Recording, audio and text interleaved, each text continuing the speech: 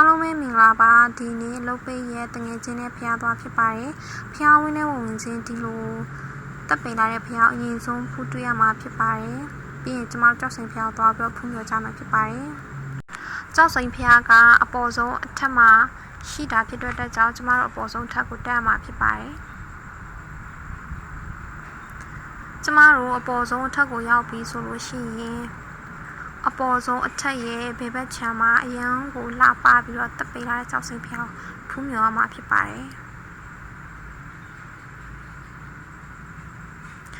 ရန်ကိုမှလှပပြီးတော့လက်ရမြောက်တယ်ပေါ့နော်ကြောက်စိန်နဲ့ပြုလုပ်ထားတယ်လို့တော့ပြောကြတာပဲ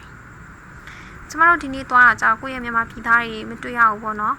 အဲ့လိုမျိုးနိုင်ငံခြားသားတွေကြီးပဲတွေ့ရတယ်နိုင်ငံခြားသားဆိုတာဟိုတရုတ်တို့ဂျပန်တို့ပေါ့နော်ပြီးတော့ကျမတို့အပြင်ဘက်ကိုထွက်ပြီးတော့ view လေးကြည့်ပါတယ်